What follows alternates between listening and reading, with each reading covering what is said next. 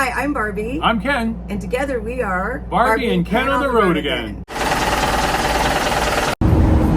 We just left Pinehurst Campground in Maine, Old Orchard Beach, Maine, and now are traveling up to Bethel, Maine. I'm not sure if you can see, but some of the colors are starting to change. It's mid-September. And we're heading up to Vermont after this stop, so we're going to see lots of beautiful colors.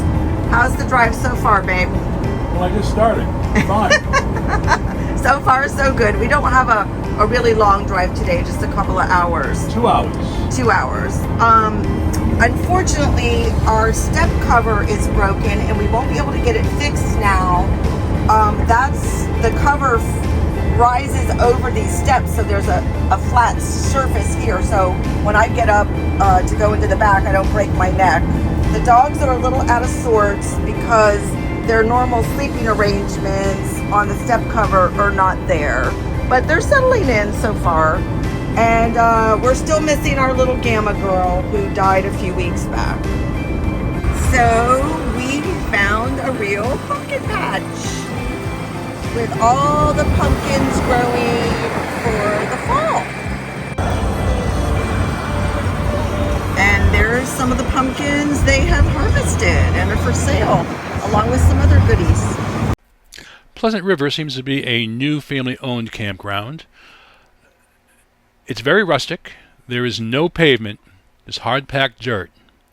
All the buildings seem to be new. There's about 55 sites, and we had one of the 7 pull-through full hookup sites. When you come up the road here, you have to kind of go to the right around the back of the building, past the common fireplace area, and then just drive down to where the cabins are. That's where the pull-through sites are also. Our first day, we decided to take a ride through the Mount Washington National Forest in New Hampshire. And this is Mount Washington. It's a beautiful day today. Not often do you get a chance to see the top of Mount Washington. There it is. I believe that's Tuckerman's Ravine over there to the left.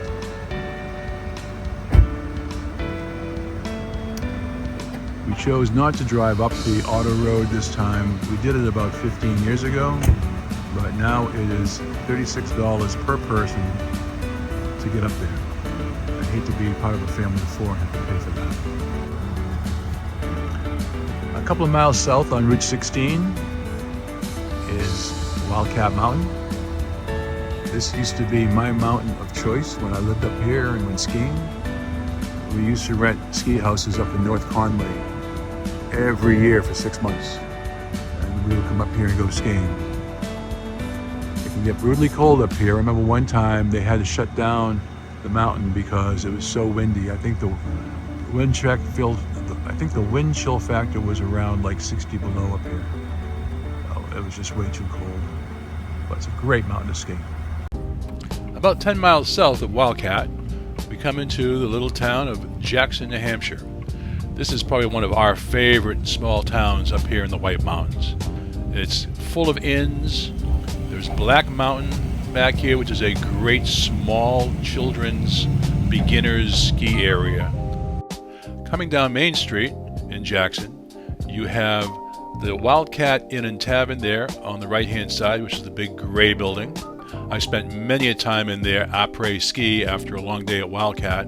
And next to it is Yesterday's Restaurant. Some of the best blueberry pancakes you will ever have in your life, served right there.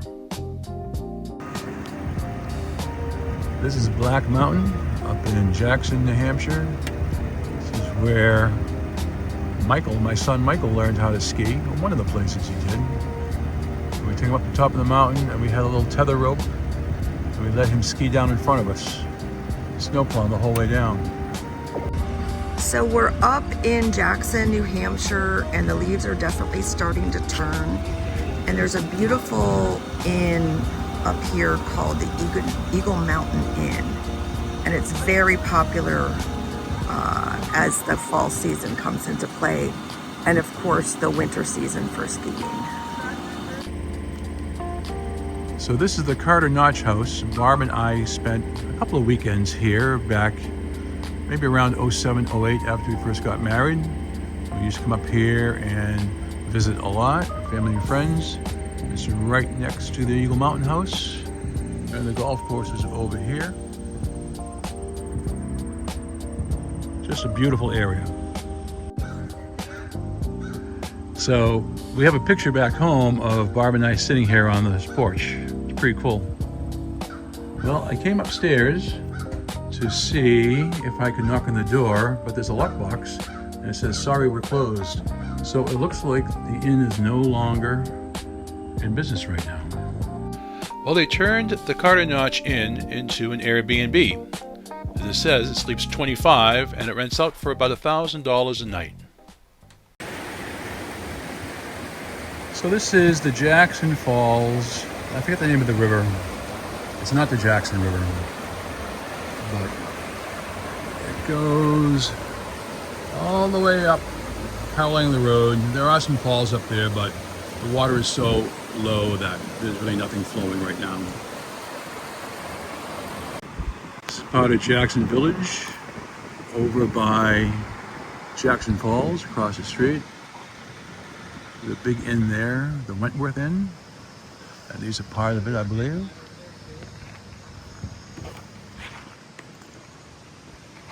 That's the hill going back up to Eagle Mountain House and the falls on the right. So I guess there's a little park. It must be owned by the Wentworth Inn. There's a little gazebo. And then over here, they must have just had a wedding last weekend because of the arch, and the flowers are still fresh. We made a stop on Route 302 after we left Jackson. We're going west. We're in Crawford Notch at the Wiley House. It's also a pond where they stock trout, or they raise trout for stocking purposes. We're gonna go feed some trout right now. It's beautiful here. What a gorgeous day this is. Look at the mountains up there. They ice climb those in the winter. But they know, don't they? So Barb bought some fish food next door. Did you buy any fudge? Yes, I bought fudge. Oh, okay, she bought fudge. And this is for the fish, but the ducks know the routine, so they come over and they eat all the food. Well, to be fair, it was sold as fish and duck food. Oh, okay.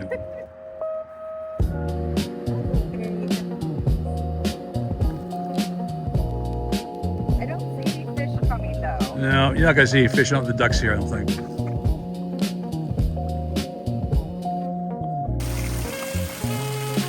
So this is the Saco River. You can see how low the water is.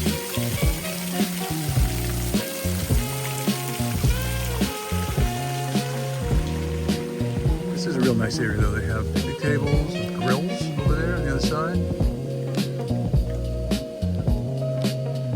Here's the lake dammed up. I don't know if you can see fish swimming in there, but there are a bunch of trout down there.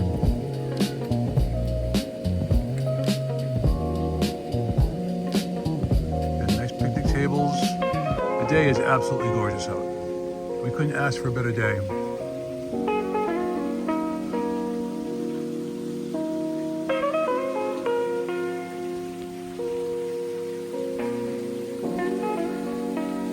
The camera does not do this justice.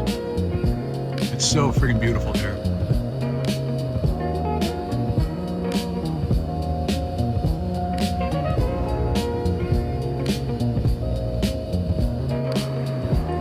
Well, she's trying to feed the fish now, but the ducks are wise to her and they followed her over there. Ah, she ran out of food. So now we're further down Route 302. We're in the town of Bretton Woods. That's the Mount Washington Hotel. It's been here forever. It was run down probably about maybe 20 years ago, 30 years ago. They redid it. It's absolutely gorgeous. And if you can look to the right, you see that line going up the hill. That is the Cog Railway. It's the only railway built on a cog system that goes up the mountain here in New Hampshire, and it goes all the way to the top there to the right, and that's to the top of Mount Washington. I don't know if you can see the antennas up there or not, but that's it. I'm sure that the Cog Railway is very expensive. I know it was very expensive 20 years ago to go up there. You can only imagine what it is now. But again, just an absolutely beautiful day here. Can't beat it. This is the pavilion here. They have numerous picnic tables here, a couple of cornhole games. Nothing fancy. There's your cornhole stuff over there. That is a laundry facility that is under construction right now. And your trash is right there. It's a bare bones campground. That's the office down there. I'll show you the street later. They do sell firewood. Where those chairs are right in front of us, there is a community fire pit. The sites down there, that's where we're parked. If you can see us in the distance, those are the only 50 amp sites in the park. Over here in the wooded area, there are some 30 amp with water and a couple of septic, but most of them are just primitive. They do have basic swing sets and a kind of PlayStation for the kids. It's not a lot, but enough to keep them entertained. This is one of the sites that has electric and water back here. There's several of them, and then there's also ones that are totally primitive. I think these would be my favorite sites back here in the wooded area. 7A and 7B do have full hookups, but unfortunately they're only 30 amp. So if you had a travel trailer that was 30 amp, it'd be perfect for you. Kind of in the grove of all the pine trees, but you don't have the trees in front of you or over you. That way you're not getting all the pine pitch from the trees. And down this road here, it's not really a road, it's a big, I suppose you could drive a pickup truck down here if you wanted to. There is suggested parking up here, but there was 2 sites down here on the river, which if I was going to be here tent camping, these are the ones that I would want.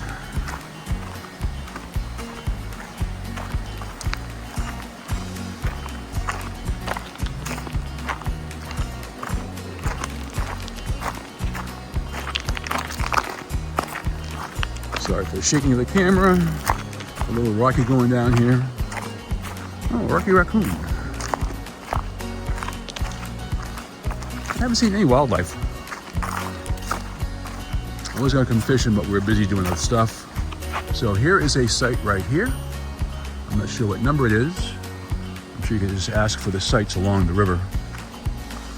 And then the other site is around the corner here. Number 2. I mean, that would be my favorite spot right there if I was coming for a tent. And then the river is right here. I'm sure the water is pretty cold right now. I wouldn't want to come in it now, but you know, during the summertime when the water's running, I'm sure this would be a great place to be, and you could just relax, cool off in the water. There must be fishing here because I see a bobber in the tree. They were going through a big drought here in New England, and all the rivers are very, very low. I'm surprised this has so much water in it. And here's another view of the campground from the treat area. It's a pretty cool little trailer over there. It's new, but it's made to look old. They do have a couple horseshoe pits there, and a couple volleyball nets. The big common area. What a beautiful day. They do have 6 cabins here. They appear to be brand new, air conditioned. I saw a sign on this one over here that It's made by Lancaster Log Cabins, RV Industry Association. I'm going to go look them up and see how they build these. I think maybe they could be trucked here and put in place. I'm not sure. I don't have anything to see. Over here, all the chairs, these are kind of cool. All the Adirondack chairs they have here are made, and they have old skis that they found from the ski areas up here, and they made the backs and the seats out of them. Pretty cool. Each one's a little bit different. I wonder if you could buy one. If I was to live up here, I would buy, or I would make a couple of those myself. This one happened to be open, so probably shouldn't be in here, but nice little living area with a stove and a little refrigerator, table, got a TV, 2 bedrooms. We are on Route 17, northbound in Maine, going from Rumford up to Rangeley Lakes. We're on the Rangeley Lakes Scenic Byway. Chasing color. We're a little early for color here, but maybe a little bit further north it'll get even nicer. Looking forward to being in the Rangeley Lakes. I've never been there before. This is a scenic overlook on Route 17. Coming into the Rangeley Lake area. It's an absolute gorgeous day to be out and about.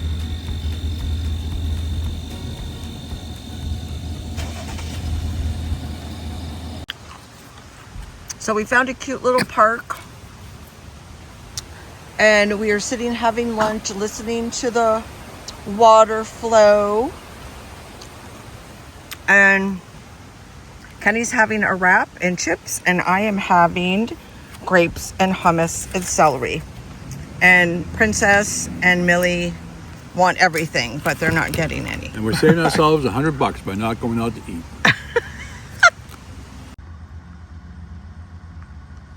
Sign says Bennett Bean, 1898. Hopefully it's been rebuilt since then. We're on the Megagalallen River. I don't know if I can say that right. But it's an absolute beautiful day here. Got a guy coming down in a canoe fishing.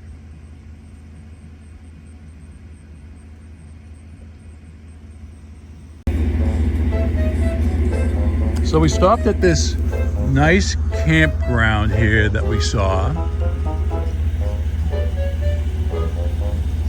And we're looking for the office. I figured this would be a good place for Millie and Princess to go pee. So Millie jumps out of the truck and he proceeds to roll in shit. It's on his backside and it's underneath his neck. In his ear. And in his ear and everywhere. Not happy. He's gonna be going home and taking a bath when he gets home. He's gonna go in the back of the truck.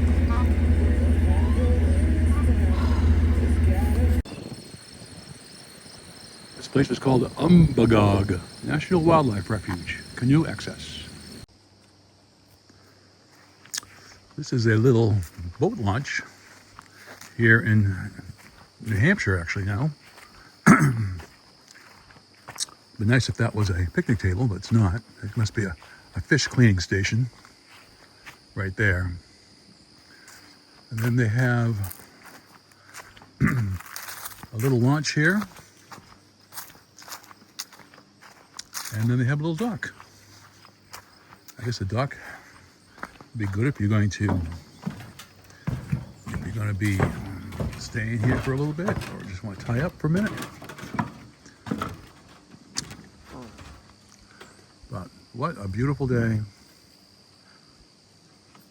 You cannot beat this type of day. Absolutely gorgeous.